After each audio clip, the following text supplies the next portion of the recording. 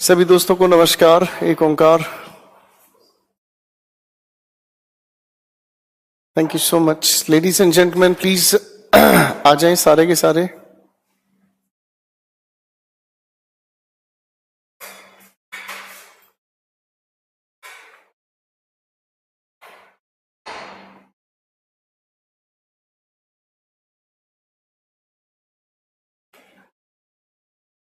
सभी के सभी बच्चे आ जाएं, फिर बातें शुरू करते हैं पढ़ने पढ़ाने की।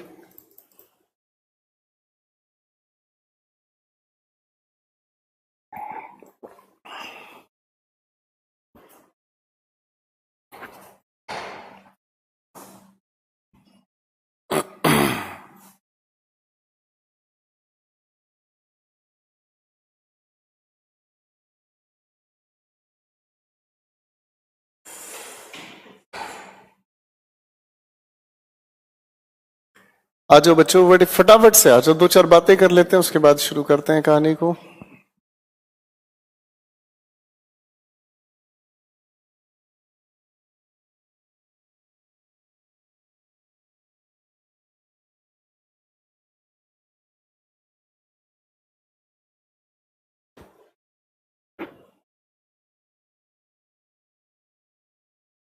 तो मुझे लगता है फटाफट से आप अपनी दो बातें कर लेंगे प्यार भरी, तो मैं कहानी को शुरू कर पाऊंगा।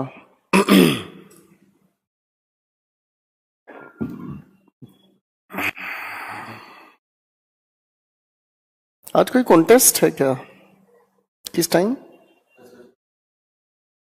अच्छा,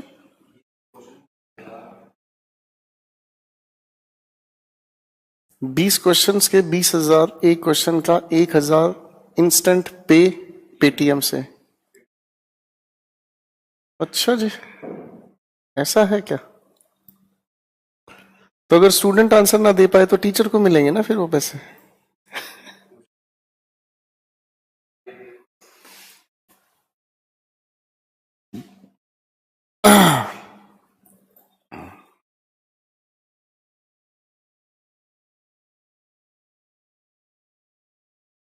बहुत अच्छे इंसान है।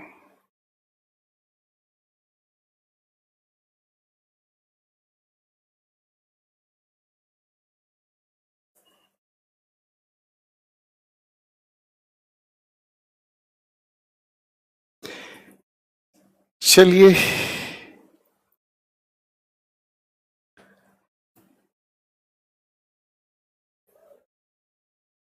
करियर विल की टीम से मिलवाएं, जिनकी हेल्प से हम लोग घर से ही पढ़ रहे हैं। करियर विल की टीम आपके साथ में सर के साइड में ही बैठे हैं सारे के सारे लोग।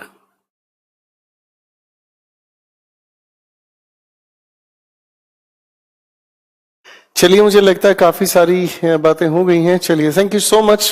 जरा कमेंट वाले सेक्शन को हटाएं और आइए अपनी पिछले वायदे को आगे बढ़ाते हैं। और वोकैबुलरी का एक बहुत प्यारा तरीका हम लोगों ने तैयार किया, जिसमें हम हर दिन 25 वर्ड्स पर फोकस करेंगे। लेडीज एंड जेंटलमैन, 25 वर्ड्स आपके सामने। 5 वर्ड्स आपके सामने पहले आए हैं। चलिए, इनको धीरे धीरे समझना शुरू करते हैं। सबसे पहले एक छोटा सा शब्द आता है, रेमिस। हमने क्या कहा, इस शब्द को बोलकर सुनाओ जरा। रेमिस। ठीक, रेमिस शब्द बेसिकली बना है रेमिट से। रेमिट का मतलब होता है टू रिड्यूस, या फिर अगर हम कहने की कोशिश करें, माफ करना।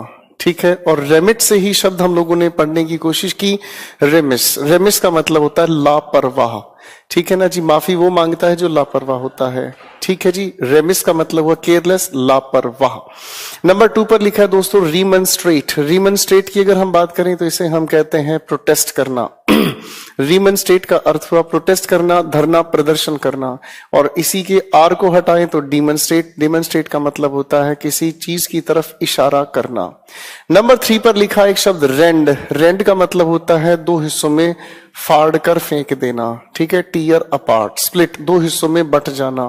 रेंड का मतलब हुआ दो हिस्सों में बट जाना। नंबर 4 पर लिखा है सिमुलेट। सिमुलेट का मतलब होता है, सिमुलेट का असली मीनिंग लिख लीजिएगा, आई मीन समझ लीजिएगा, जिसे हम कहते हैं रोल प्ले। ठीक है, रोल प्ले। बचपन में हम लोग बचपन में हम लोग जब स्कूल्स वगैरह में ड्रामेटाइजेशन का हिस्सा होते थे तो हम लोग रोल प्ले करते थे, राइट। जैसे छोटे बच्चों के स्कूल में प्लेज होते हैं तो उनको रोल प्ले दे दिया जाता है कि आप एक पेड़ का रोल करेंगे, आप एक चिड़िया का रोल करेंगे और आपस में बात करके दिखाएंगे। सिमुलेट इसी को हम कहते हैं। आप पबजी खेलते हैं, बेसिकली वो सिमुलेशन ही कहलाता है। सिमुलेशन कहने का मतलब होता है कि एक्चुअल में प्लेयर कोई और है और आप जो एक्टिविटी कर रहे हैं वो वही परफॉर्म कर रहा है। सिमुलेट इसी से बना प्रिटेंड, ठीक है जी, नकल करना या फिर रोल प्ले करना।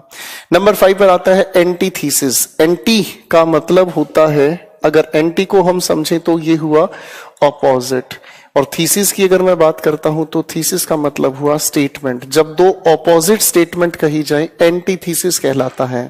पांचों के पांचों शब्द मैं बोलूंगा, उनके मीनिंग आप जहां से हैं वहीं से आप मेरे साथ साथ बोलने की कोशिश करें। Remiss, remonstrate, rend, simulate, antithesis, that's correct. 5 शब्दों का जिक्र हमने लिया। अगले 5 शब्द आपके सामने स्क्रीन पर हाजिर हैं। क्रिवाइस, पहला शब्द पढ़कर सुनाए जरा। लिखा है क्रिवाइस। अगर इस क्रिवाइस को मैं ध्यान से देखूं, बड़ा प्यारा शब्द है। इसका अर्थ इसे है, हम कहते हैं फिशर। ये एक तरह की प्रॉब्लम है, बीमारी कहलाती है। नंबर 2 पर आया एक शब्द हमारे सामने, पोर्टली। पोर्टली शब्द बना है पोर्ट से। पोर्ट का मतलब होता है जिसे आप कहीं पर भी शिफ्ट कर सकते हैं। पोर्टली शब्द का अर्थ हुआ प्लम्प। प्लम्प का मतलब फूला हुआ, ठीक। नंबर 8 पर लिखा है एक शब्द पोर्टेबल। पोर्टेबल हम कहते हैं उसे जिसे पिया जा सकता है, इसे हम कहते हैं पीने लायक, ठीक है ना जी। पोर्टेबल बड़ा प्यारा शब्द है। पोर्टेबल वाटर की सख्त कमी है, ये वन वर्ड सब्स्टिट्यूशन में मिलता है आपको। ड्रिंकेबल वाटर, ठीक है। आप लोग अगर कहीं पर प्याऊ वगैरह देखते हो तो वहां लिखा हुआ मिलता है आपको ड्रिंकिंग वाटर। ये कॉमन एरर में भी दिया जाता है, ड्रिंकिंग नहीं, इसे हम हकीकत में कहना चाहें तो ड्रिंकेबल वाटर होता है। इसे हम हिंदी में कहते हैं पेयजल। हिंदी में अगर हम इसे कहें तो पेयजल। सभी लोग गलत बोलते हैं ड्रिंकिंग वाटर, नहीं बेटा, ड्रिंकेबल वाटर, पीने योग्य पानी। फ्लिपेंट का मतलब होता है तुच्छ, ट्रिवियल। फ्लिपेंट का मतलब होता है तुच्छ, छोटा, या फिर इसका एक अर्थ होता है जिसे हमने कहा टॉकेटिव, बोलने वाला, ठीक है जी, बहुत बोलने वाला। फ्लिपेंसी, फ्लिपेंट से ही बना है जिसका अर्थ होता है अनादर करना, ठीक है ना जी। कोई लगातार अगर बोलता रहे तो सामने वाले की बेइज्जती होती है। बच्चों 6 के बाद ये 10 तक मैं आपके सामने वर्ड बोलूंगा और आप उसके मीनिंग को बोलेंगे। क्रिवाइस, पोर्टली, पोर्टेबल, फ्लिपेंट, फ्लिपेंसी, सभी शब्दों को आपने बोल लिया। चलिए दोस्तों, मैं 11वें शब्द की तरफ आपको लेकर चलना चाहूंगा। 11वां शब्द हमारे सामने आता है साइनक्यूनॉन। बोलकर सुनाए जरा, साइनक्यूनॉन। साइनक्यूनॉन का अगर मैं मीनिंग तैयार करूं तो इसका अर्थ होता है कोई भी ऐसी चीज जो बहुत ज्यादा जरूरी है, आवश्यक वस्तु। इसे हम अगर कहें तो आवश्यक वस्तु, ठीक है। इसी से मिलता जुलता एक शब्द और आप लोगों से पूछा जाता है साइन डाई, जिसे हम कहते हैं अनंत काल के लिए, अनंत काल के लिए, राइट, ठीक है जी, फॉरएवर। जैसे आप अपनी पत्नी को या आप अपनी किसी भी प्यार प्रेम वाली दुनियादारी को आप कभी भी कहते हैं मैं तुम्हें हमेशा तुमको चाहा और चाहा चाहा चाहा, I loved you, sine die, अनंत काल के लिए। चार्म अगर नाउन की तरह यूज किया जाता है तो उसे हम कहते हैं अट्रैक्टिवनेस, पावर ऑफ प्लीजिंग। बदन पे सितारे लपेटे हुए ओ जाने तमन्ना किधर जा रही हो, जरा पास आओ। ये है चार्म, नाउन, अट्रैक्टिवनेस, जिसके अंदर एक नेचुरल आकर्षण होता है नाउन की तरह से। चार्म का मतलब क्या हुआ, जब आप किसी को हरकतें करके रिझाते हो। जैसे आप पार्टी शार्टी में जाते हैं ना, तो फिर आप हरकतें करते हो, किसी को देखकर आप हरकतें करते हैं, मोहब्बतें लुटाऊंगा, छिछोरी हरकतें कहते हैं शास्त्रों में इसे। चार्म वर्ब की तरह से किसी को आकर्षित करना। नंबर 14 पर लिखा है बच्चों एड्यूस। एड्यूस का अर्थ होता है जिक्र करना, साइट या कोट जिसका आप जिक्र करते हैं, एड्यूस कहलाता है। क्रोचे, बिल्कुल नए शब्द होंगे आप लोगों के लिए, ऐसे प्यारे शब्द जो बेहोश करेंगे अगर पेपर में नजर आते हैं। मैं हल्के फुल्के शब्दों से लेना देना नहीं रखूंगा, ठीक है। क्रॉची का अर्थ होता है बच्चों एक्सेंट्रिक, जिसका व्यवहार आप सोच नहीं सकते, ठीक है ना जी। अगर इसके वन वर्ड सब्स्टिट्यूशन की तैयारी मैं करूं 15th के लिए, a person with unexpected behaviour, एक ऐसा इंसान जिसका बिहेवियर आपके लिए बिल्कुल अनएक्सपेक्टेड है, जिसके बिहेवियर के बारे में आप सोच ही नहीं सकते ये ऐसा कैसे कर सकता है, क्रॉची कहलाता है। एक्सेंट्रिक, विम्सिकल, इसी का एक सिनोनिम और आप लोगों से पूछा जाता है वियर्ड। वियर्ड से कई लोग बोलते भी हैं स्लैंग, वियर्डो, अरे अजीबोगरीब व्यवहार है, पता नहीं क्या कह देता है।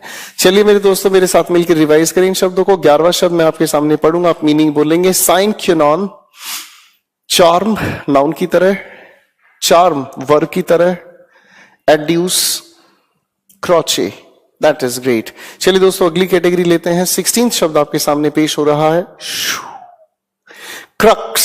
सबसे पहला शब्द आता है क्रक्स। क्रक्स का अर्थ होता है किसी भी समस्या का मूल बिंदु, किसी भी समस्या का मूल बिंदु।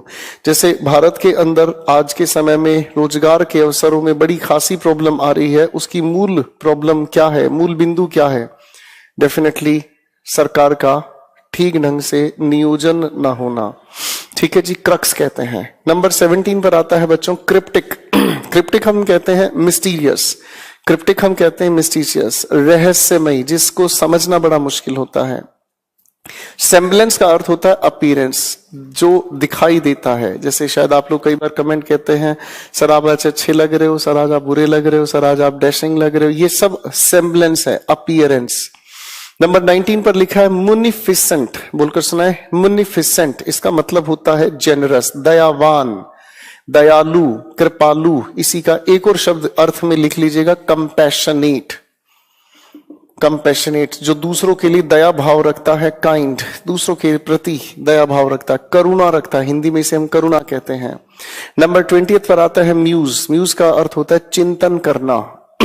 म्यूज का अर्थ होता है चिंतन करना। मैं इन 5 शब्दों को बोलूंगा दोस्तों, जरा साथ साथ आप इनके मीनिंग बोलने की कोशिश करें। और मुझे पता है कि ये अप्रोच बहुत सटीक है आप लोगों के लिए, मुश्किल से 5 या 7 मिनट लगती हैं, 25 वर्ड्स के बीच निकल जाएं, 25 वर्ड्स टिप्स पे याद हो जाएं। सबसे पहले 16th वर्ड में पढ़ रहा हूं, क्रक्स, मीनिंग बताएं। Cryptic, semblance, munificent, muse. अगले 5 शब्द, आखिरी 5 शब्द आपके सामने पेश हो रहे हैं, आंदो। सबसे पहला नंबर आता है 21 पर, कॉन्कोमिटेंट।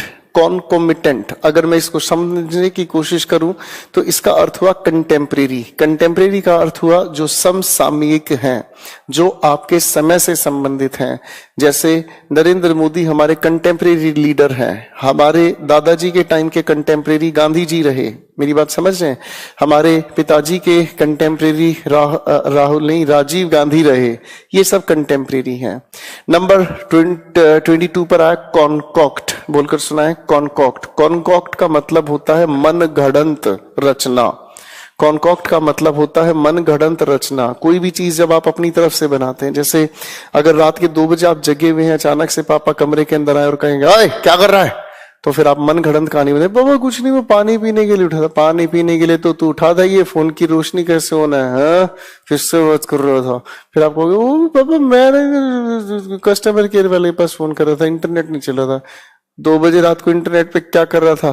तो फिर आप झूठी झूठी कहानियां बनाते रहे, तो समझ तो गए होगे तुम सारे शिकारी हो। खैर, नंबर 23 पर आया बच्चों लिखा हुआ शब्द कंसीड। कंसीड का अर्थ होता है किसी चीज को स्वीकारना, टू एडमिट। नंबर 24 पर आता है कॉर्टेज। कॉर्टेज की अगर हम बात करना चाहें तो a line of people, cars etcetera. इसे हम लोग अगर कहें तो जब आप किसी की अंतिम प्रक्रिया पर इकट्ठे लोग चलते जाते हैं, शायद आपने देखा होगा राम नाम सत्य है, सत्य बोलो गत है, तो जो चलती है पूरी लाइन उसे हम कहते हैं कॉर्टेज। आखिरी शब्द आता है प्रोटेंसिव। प्रोटेंसिव की ये बात अगर हम कहें तो इसका अर्थ होता है कॉन्टिन्यूअस, कॉन्टिन्यूस का अर्थ आपको हिंदी में पता ही है, जो चीज लगातार होती है। मेरे शब्दों का कलेक्शन बिल्कुल डिफरेंट है और हमारे स्टूडेंट्स को एक सबसे बड़ी जो प्रॉब्लम झेलनी पड़ रही है वो वोकैबुलरी ही है। उस वोकैबुलरी सेशन के लिए ही ये एक प्रोसेस तैयार किया गया है। समय भी बचता है, चीजें भी टिप्स पर होती हैं। तो 21 से 25 तक मेरे साथ मिलकर रिवाइज करें। Concomitant, concoct, concede, cortege, protensive. Thank you so much दोस्तों। इन 25 शब्दों को बड़े ध्यान से देख लीजिएगा, बाद में रिवाइज कर लीजिएगा, याद कर लीजिएगा। आइए पिछली महफिल से कहानी को आगे लेकर चलते हैं। पिछली क्लास में हम लोगों ने पढ़ने का काम किया नाउन के बारे में। लेडीज एंड जेंटलमैन, नाउन की कहानी को थोड़ा आगे लेकर चलते हैं और चलते चलते हम नाउन के अंदर सबसे पहले हम लोगों ने पॉजेसिव केस को कंप्लीट किया। पॉजेसिव केस को कंप्लीट करने के बाद हम लोग आगे चले तो हम लोगों ने पॉजेसिव केस से आगे बढ़े और हम लोगों ने समझने का काम किया एक बहुत खूबसूरत चीज जिसे हम लोग कहते हैं यूनिट।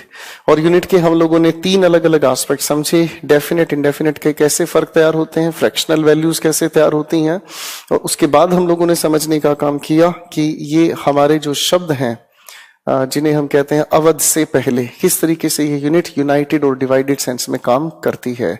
तो मेरे दोस्तों, मेरे साथियों, मेरे मित्रों, चलो लेकर चलते हैं नाउन की एक अगली सेगमेंट जो काफी इंपॉर्टेंट है। पेपर से यहाँ बेहतरीन सवाल पूछे जाते हैं और नाउन की मैं बात करना चाहूंगा एक वोकैबुलरी के बारे में।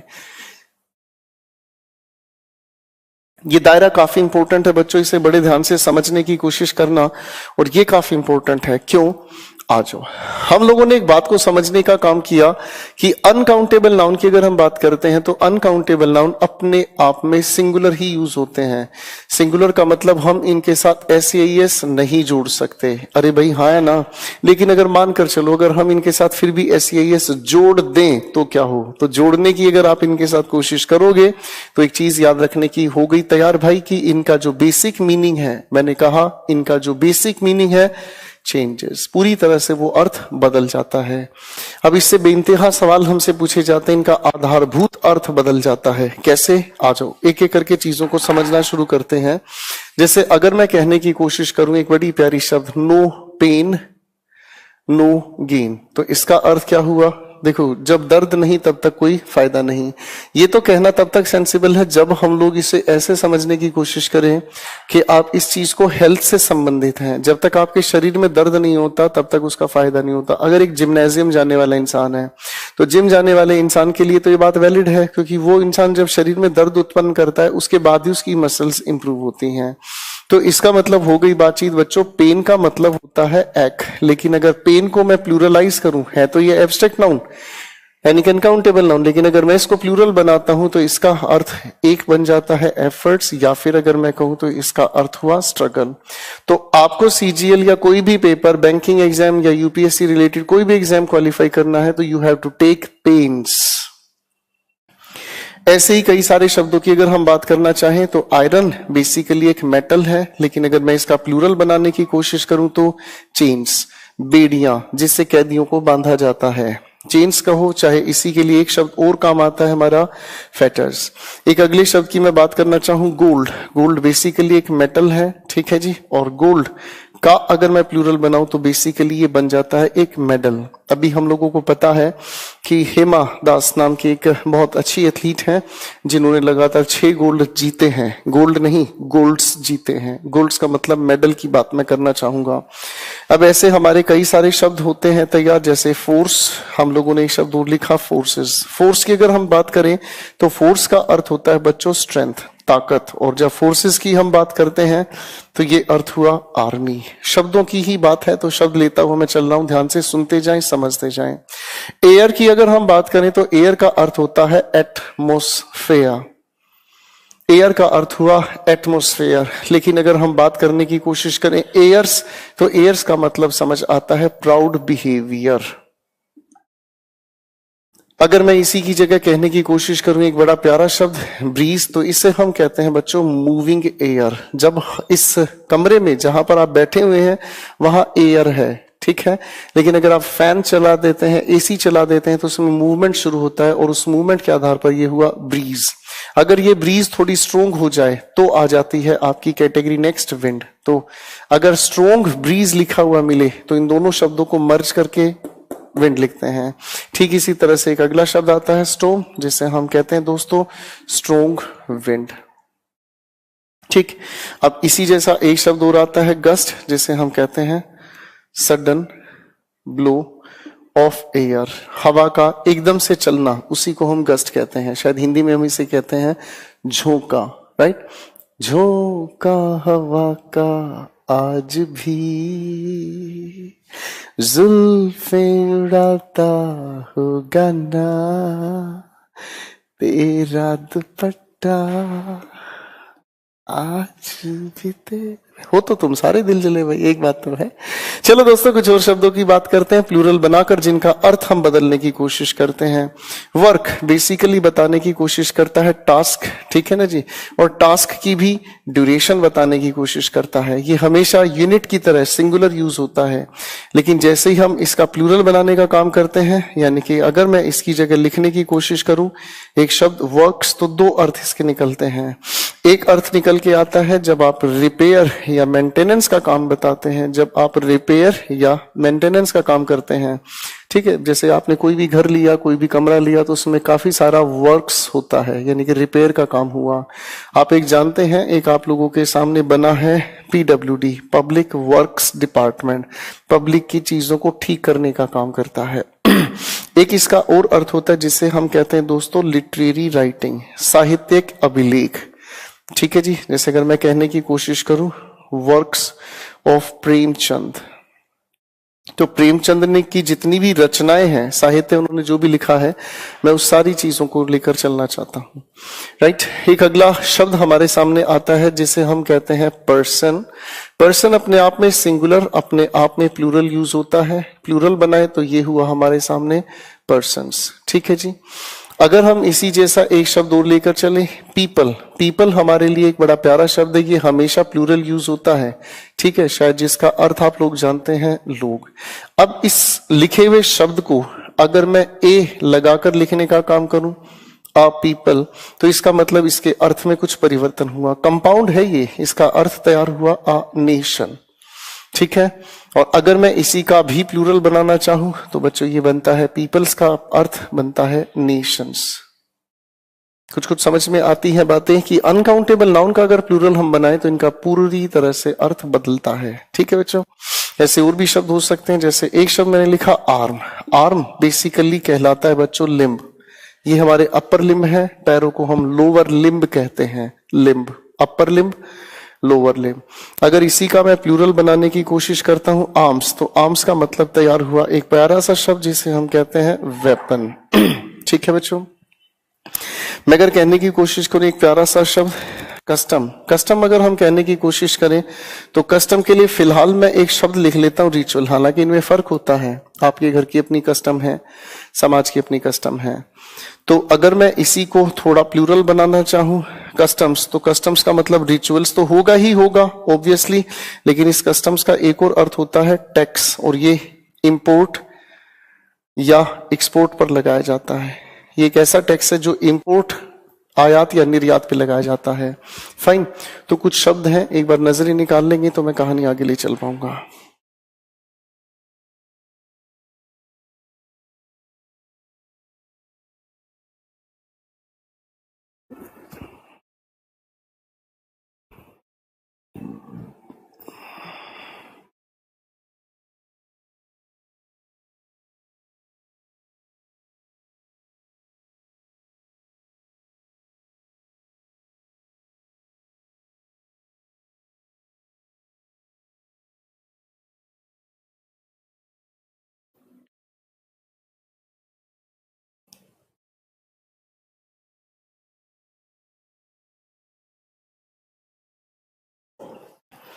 तो मुझे पूरी उम्मीद है यहां तक के शब्दों को आप लोगों ने देख लिया होगा।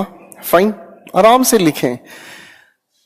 कहानी ऐसी है कि जितना ध्यान से सुनेंगे समझेंगे, और बहुत अच्छे बहुत ब्रिलियंट कमेंट्स देखने को मिल रहे हैं, और बहुत बच्चे खुश हैं इस बात को लेकर कि तरीका समझ आ गया है उन लोगों को अपना समय बचाने का, अपने तरीके को इंप्रूव करने का। और मुझे इस बात की खुशी है कि आपके बैच में बहुत सारे स्टूडेंट्स तो वर्किंग हैं, और वर्किंग लोगों को पढ़ना या वर्किंग लोगों को पढ़ाना बहुत मुश्किल बात है। क्यों? क्योंकि एटीट्यूड डेवलप करना बड़ा मुश्किल होता है। फाइन, चलो बच्चों समय बचाते हैं, कहानी आगे लेके चलते हैं। एक शब्द हमारे सामने आया, वर्ड। वर्ड की अगर हम बात करें तो वर्ड का अर्थ एक निकल कर आता है जिसे हम कहते हैं प्रॉमिस। ठीक है जी। अरे जैसे आप कहो कीप योर वर्ड, इसका मतलब अपना वायदा निभाओ, कीप योर वर्ड। ठीक है जी। वादा किया तो वादा करके। वर्ड का एक अर्थ और होता है बच्चों जिसे हम कहते हैं डिस्कशन। आप किसी को जाकर कहते हो I want to have a word with you, हम तुमसे कुछ बात करना चाहते हैं, हम तुम्हें कुछ कहना चाहते हैं, हम कुछ चाहते हैं तुमको बताना। ए भौजाई सुन लीजिए ना, डिस्कशन। अगर वर्ड से हम लोग एक अगले शब्द की बात करें वर्ड्स, तो वर्ड्स का अर्थ होता है बच्चों मैसेज। सेंटेंस पेपर में मिल जाते हैं। Please convey my words to him. Fine. ऐसे ही शब्दों की अगर मैं बात करना चाहूं तो एक शब्द हुआ रिस्पेक्ट। रिस्पेक्ट की अगर मैं बात करना चाहूं तो ये हुआ ऑनर। और अगर इसी से जुड़े हुए शब्द की मैं बात करूं रिस्पेक्ट्स, तो रिस्पेक्ट्स का अर्थ होता है कॉम्प्लीमेंट्स। जैसे अगर मैं कहूं convey my respects to him, तो इसका मतलब उस इंसान को मेरी तरफ से बधाइयां देना। किसी भी इंसान को आप लोग इज्जत देते नहीं हैं। फाइन, आप यहां पर बात कहना चाहते हैं मेरे कॉम्प्लीमेंट्स उस इंसान तक पहुंचाना, रिस्पेक्ट्स। वुड की अगर हम बात करें तो वुड का अर्थ हुआ टिम्बर। और जैसे ही आप लोग इसका अनकाउंटेबल नाउन होता है ये। वुड्स की अगर आप बात करना चाहें तो वुड्स का अर्थ हो गया जी आपका फॉरेस्ट। ठीक है बच्चों। ऐसे ही कई सारे शब्द हम लोगों को यूज करते हुए देखने को मिलते हैं। जैसे अगर मैं एक शब्द लिखूं फ्रूट, फ्रूट का मतलब हुआ अरे जो आप खाते हैं, ईटेबल, फ्लावर बोल देते हैं उसे हम हिंदी में अगर हम कहें तो फल। ठीक है। और फ्रूट्स की अगर हम बात करते हैं तो फ्रूट्स होता है रिजल्ट। जैसे अगर मैं कहने की कोशिश करूं फ्रूट्स ऑफ हार्ड लेबर, कड़ी मेहनत के फल। ठीक है जी। मैं थोड़ा सा लिख देता हूं दोबारा से। अगर इसी तरीके से हम लोग कहने की कोशिश करें, एक बड़ा प्यारा शब्द है जिसे मैंने लिखा कलर। कलर का मतलब होता है ह्यू। हिंदी में अगर हम कहें तो रंग। हिंदी वैसे तो मैं नहीं सपोर्ट करता, पर यहाँ थोड़ा सा मजबूरी होती है, एटलीस्ट आपको किसी तरीके से शब्द याद रह जाएं। अगर आप इसका प्लूरल बनाने की कोशिश करोगे कलर्स, तो बहुत सारे रंग हो गए, लेकिन यहाँ पर इसका एक स्पेसिफिक मीनिंग और निकल कर आता है जिसे हम कहते हैं फ्लैग। क्या कहते हैं? फ्लैग। तो इस सारी की सारी बात से हमें एक चीज समझ में आती है। चलो एक शब्द और मेरे दिल में आ रहा है, जगह भी बची हुई है, अथॉरिटी। अथॉरिटी का मतलब होता है बच्चों पावर। ठीक है। या फिर डिपार्टमेंट। अगर मैं इसी का प्लूरल बनाना चाहूं अथॉरिटीज, तो इसका मतलब हुआ ऑफिसर्स। आप गाड़ी गलत चलाते हो, अथॉरिटी किसके पास है? Delhi traffic police. अथॉरिटीज कौन? वो लोग जो उस पावर को यूज करते हैं, यानी कि वो हो गए आपके ऑफिसर्स। तो खैर इस डिस्कशन में हम लोगों को ये समझ आया, ऐसे कई सारे शब्द हैं जिनको अगर हम प्लूरल बनाते हैं तो उनका मीनिंग बेसिकली पूरी तरह से बदल जाता है। एक बार इन शब्दों को थोड़ा सा आप देख लीजिएगा, फिर कहानी ले चलते हैं आगे।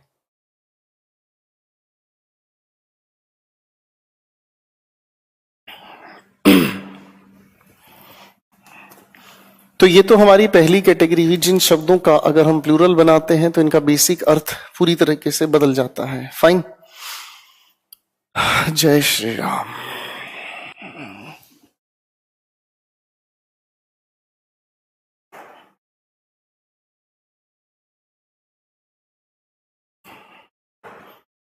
वोकैबुलरी से थोड़ा आगे अगर हम चलने की कोशिश करें तो वोकैबुलरी के और भी कई सारे दायरे हैं, उनको थोड़ा सा ध्यान से सुनने की कोशिश करें, समझने की कोशिश करें तो रीजंस क्लियर होने शुरू हो जाते हैं। खैर अभी तक हम लोगों ने बात की अनकाउंटेबल नाउन का अगर प्लूरल बनाया जाए तो बिहेवियर क्या कहता है। फाइन, अब मैं थोड़ी सी बात को लेकर चलना चाहूंगा आगे।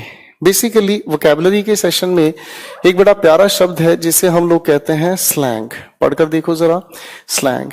स्लैंग की अगर हम बात कहें तो इसे हम कहते हैं non dictionary, non dictionary use of a word. किसी भी शब्द का ऐसा प्रयोग करना जो डिक्शनरी का अर्थ नहीं है पर आपके कहने के हिसाब से उसका अर्थ कुछ और ही निकल जाता है। जैसे अगर मैं कहूं, एक गाना सुना हमने कुछ दिनों पहले, यो यो हनी सिंह का गाना था, ब्लू आईज हिप्नोटाइज तेरी कर दिए मैनू, I swear beep beep bomb लग दी मैनू। इस बॉम्ब को अगर मैं समझने की कोशिश कर रहा था उस समय तो मैंने सोचा बॉम्ब तो एक एक्सप्लोजिव होता है, बॉम्ब तो एक एक्सप्लोजिव होता है और इस तरीके का एक बॉम्ब होता है, लगाओ आग धुम, अरे हाँ है ना। लेकिन अगर मैं समझने की कोशिश करूं तो बॉम्ब का जिक्र इस गाने के अंदर मैंने देखा तो कहीं पर कोई बॉम्ब था नहीं। बाद में किसी इंसान ने मुझे बताया सर बॉम्ब जो है ना वो ये है ये। कॉलेज में आप किसी को देख के कहते थे ओ भाई साहब टोटा आ गया, टोटा। आप हिंदी में अगर इस टोटा का ध्यान से समझोगे तो टोटे का मतलब होता है नुकसान, ठीक है ना। जब बिजनेस चौपट होता है तो उसे टोटा कहते हैं। आप वहां कुछ और कह रहे हो, वहां कुछ और निकल रहा है उसका अर्थ। इसी को हम कहते हैं बच्चों स्लैंग। स्लैंग का अर्थ हुआ non dictionary use of a word. किसी भी शब्द का डिक्शनरी में अर्थ कुछ और है, आप उसका अर्थ कुछ और निकालते हो, इसे हम स्लैंग कहते हैं। बहुत सारे स्लैंग हैं लैंग्वेज में जो हम हर दिन यूज करते हैं। आओ एक एक करके मिलाना शुरू करता हूं। जैसे अगर मैं कहने की कोशिश करूं, कई सारे ऐसे शब्द हैं। The Britishers ruled all over India. अब अगर मैं ध्यान से सोचने की कोशिश करता हूं, द ब्रिटिश कहने से हम उन लोगों की बात कर रहे हैं जो ब्रिटिश के हैं, तो यहां ERS लगाने की हमें जरूरत है ही नहीं। You got my point. ये सारे के सारे हमारे स्लैंग है। डिक्शनरी में शब्द मिलते नहीं है पर हम लोगों ने इन शब्दों को मान लिया है, ठीक है ना जी। जैसे कई सारे ऐसे शब्द हो सकते हैं जो स्लैंग कैटेगरी में हम लोग यूज करना चाहें कर सकते हैं। जैसे अगर मैं कह सकता हूं आप लोगों के सामने कैन आई, अगर एक सेंटेंस लिखूं can I see your copy. देखो बच्चों कॉपी जैसा शब्द कहना गलत हुआ। कॉपी का अर्थ होता है नकल। आप जो चीज देखने की कोशिश करते हो स्कूल की लेवल से, तो वो बेसिकली कॉपी नहीं होता, वो शब्द होता है अपने आप में नोटबुक। आप किसी से मांगते हैं उसकी नोटबुक, ना कि आप उसकी कॉपी, उसकी नकल नहीं मांगते। और भी कई सारे ऐसे शब्द हो सकते हैं जिनके अंदर हम लोग स्लैंग यूज करते हैं। जैसे अगर मैं कहने की कोशिश करूं he is our English teacher. इस इंग्लिश टीचर को समझने से पहले अगर मैं एक छोटी सी बात आपके सामने लिखूं, अमेरिकन बैंक। मैं अगर कहूं चाइनीज फोन, मैं अगर कहने की कोशिश करूं जर्मन टेक्नोलॉजी, तो बड़े ध्यान से समझने का काम करना, मीनिंग निकलता है सर। वो बैंक जिसे कौन ऑपरेट कर रहा है, अमेरिका। वो फोन जो किसने बनाया, चाइना। वो टेक्नोलॉजी जो किसकी बनाई हुई है, जर्मन। तो वो टीचर जो किसका बनाया हुआ, इंग्लिश। सर ऐसा तो है ही नहीं, मैं इंग्लिश पढ़ाता हूं, मुझे किसी अंग्रेज ने तो बनाया नहीं। इसका मतलब ये बात कहना अपने आप में ठीक नहीं है और इसे ठीक कहना होगा टीचर ऑफ इंग्लिश। ठीक है बच्चों। तो शब्दों की ये जो माया है, हम कहते कुछ है अर्थ कुछ और निकलता है।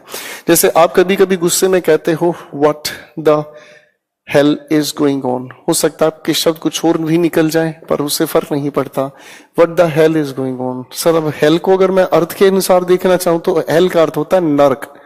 आप नर्क नहीं चला रहे हो, ठीक है ना। तो इस हेल का अर्थ बेसिकली तो नर्क हुआ, लेकिन हम लोग जो अर्थ कहना चाहते हैं वो हम बताने की कोशिश करते हैं फ्रस्ट्रेशन। फ्रस्ट्रेशन। हम जो कहना चाहते हैं वो है बेसिकली फ्रस्ट्रेशन। हम खुंदक निकालना चाहते हैं, हम सामने वाले इंसान को अपनी परेशानी रिफ्लेक्ट करके दिखाना चाहते हैं। आप नहीं बोलते कभी कभी यही सेंटेंस इस तरह से, गो टू हेल। अगर कोई इंसान आपसे पूछ ले, ला भाई तू मेरे को बता हेल का रास्ता कहाँ, मैं जाता हूं, तो नॉनसेंस हो जाएगा। ये भी आपकी कौन सी चीज रिफ्लेक्ट कर रहा है? फ्रस्ट्रेशन। ठीक है बच्चों, एक अगली कैटेगरी से मिल लेते हैं। कई सारे शब्द हो सकते हैं, जैसे अगर मैं कहूं Raghavan is an ace speaker। अब अगर मैं इस एस की बात करूं तो एस ताश के पत्तों का एक हिस्सा है, इक्का कहते हैं, राइट। लेकिन एस कहने की हमें जरूरत नहीं। एस कहने की बजाय अगर हम कहने की कोशिश करें एमिनेंट, ज्यादा बेहतर होगा। तो शब्दों का चुनाव बिल्कुल ठीक करना जरूरी है, और ऐसे शब्द हम लोगों के सामने आते हैं slang. Fine, slang non dictionary words होते हैं, डिक्शनरी में शब्द अपने आप में ठीक नहीं माने जाते हैं। फाइन, जैसे अगर आप कहने की कोशिश करें मीट माई आंटी, गलत है सर।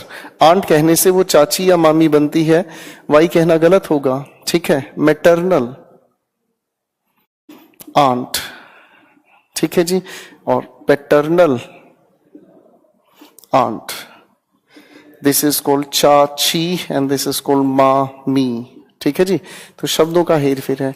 ये कुल मिलाकर ऐसे दुनिया भर के स्लैंग्स हैं। धीरे धीरे हम लोग आगे चलेंगे, चीजों को समझने का काम करेंगे। एक बार फटाफट से देख लीजिएगा स्लैंग के इन लिखे हुए शब्दों को।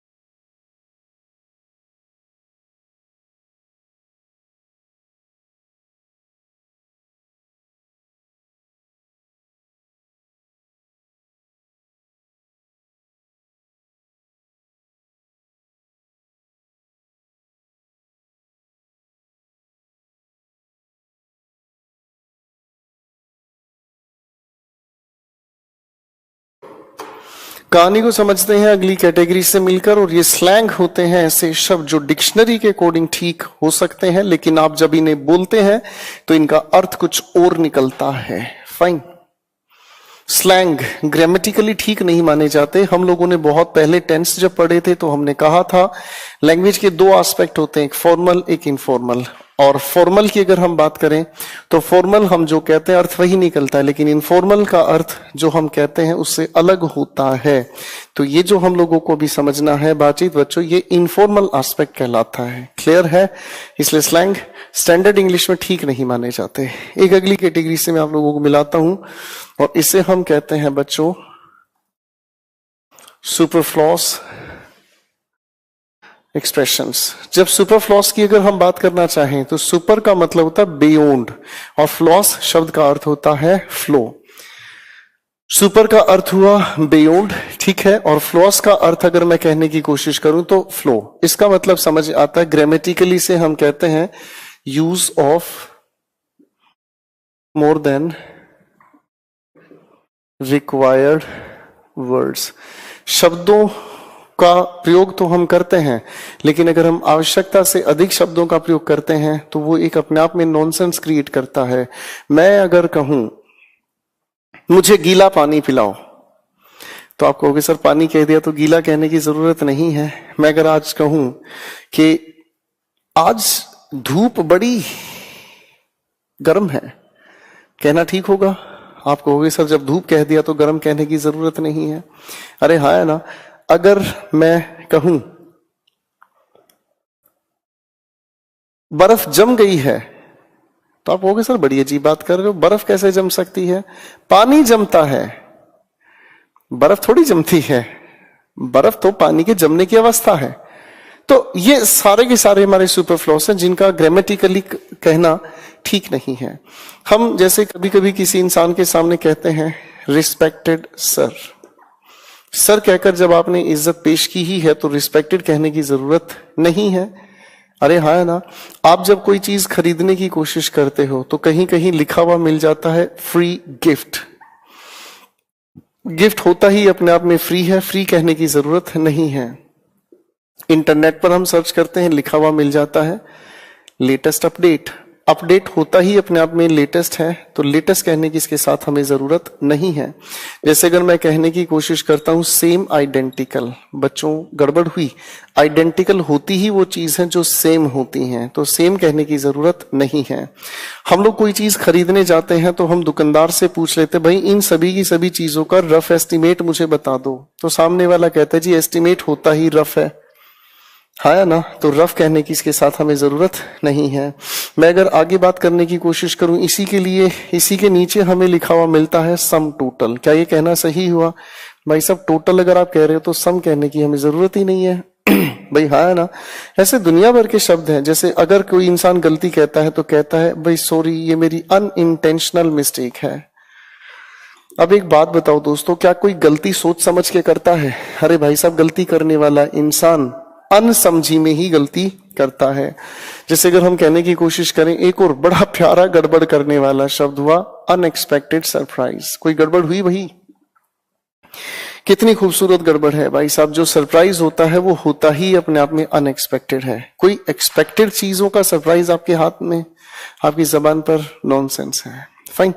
एक बहुत बड़ी गलती जो आज तक हम लोगों को एनसीईआरटी में भी बताई गई, जिसे हम कहते हैं बैलेंस्ड डाइट।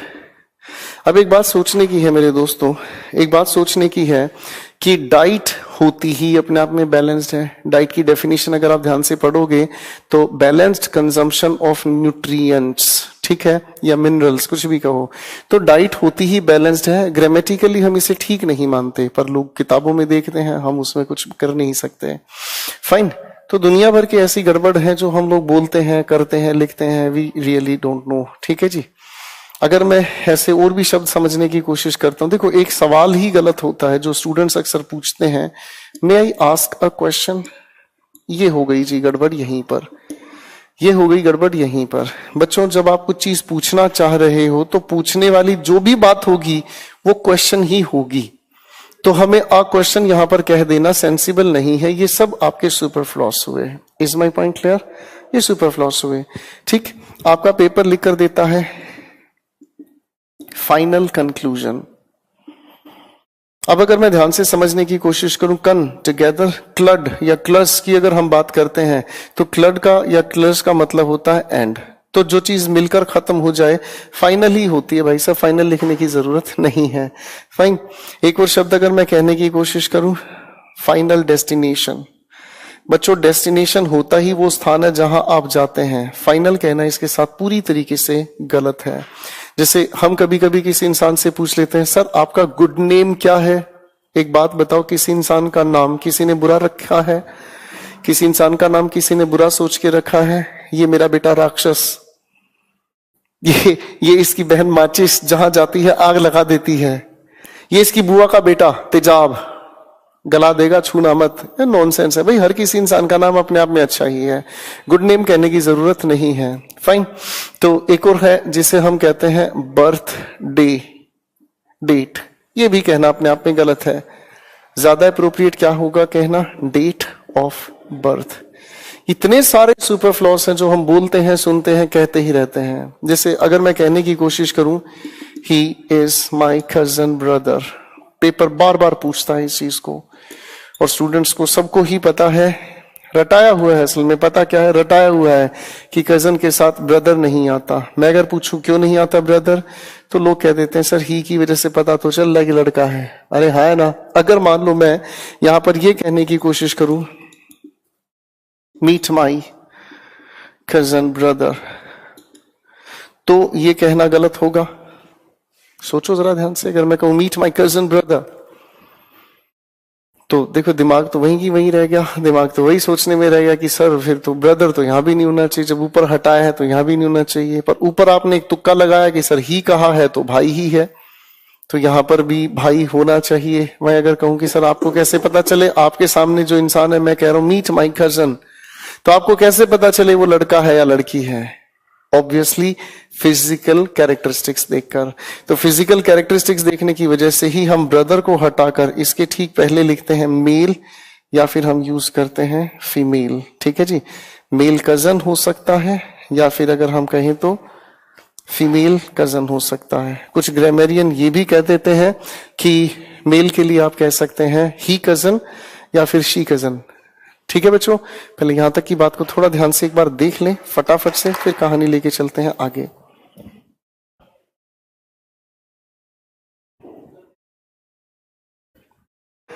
मैं उम्मीद करता हूं यहां तक की बातचीत आपने देख ली होगी। इसे हम सुपरफ्लॉस एक्सप्रेशंस कहते हैं। ये वीक एरर्स में आते हैं। कुछ और एरर नजर ना आए तब इन एरर्स को एग्जामिनेशन पूछ लेता है। ठीक है बच्चों,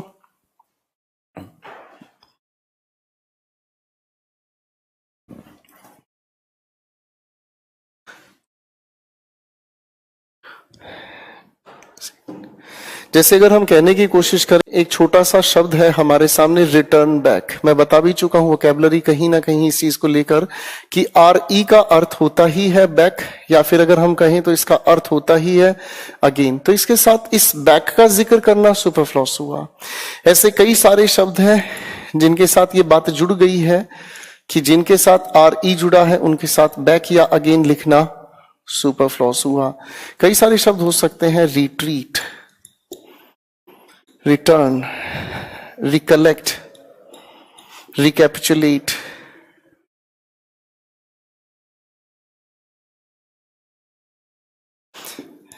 remember, revise। तो इन सभी के साथ हम अगेन या बैक लिखने की जरूरत नहीं मानते। मैं रुक रहा हूं 1 मिनट के लिए, आप पहले यहां तक की बातों को थोड़ा सा पेशेंस के साथ देखें।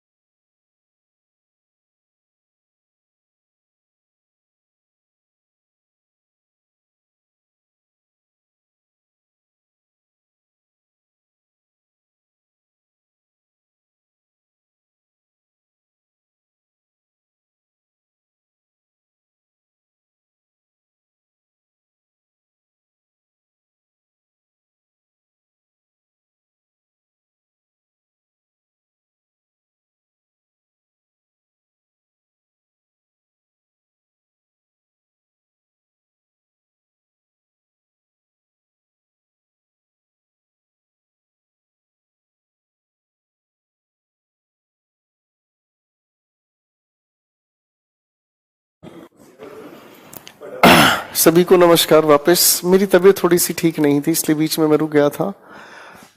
मैं सुन पा रहा हूँ धीरज, देव, हिमांशु, धीरज, महेश, शांतनु, मैं आप सभी को सुन पा रहा हूँ।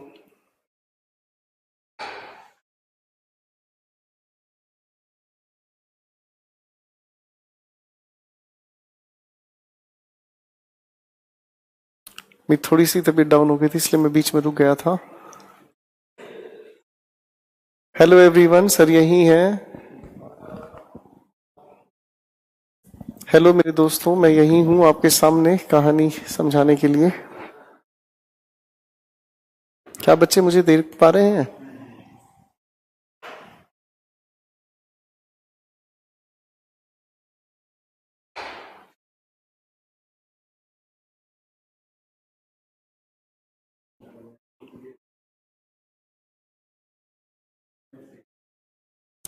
आज थोड़ी सी तबीयत कम ठीक होने की वजह से मैं ज्यादा आगे गाड़ी नहीं लेके चलूंगा। आज के लिए मैं इतनी ही बात करूंगा।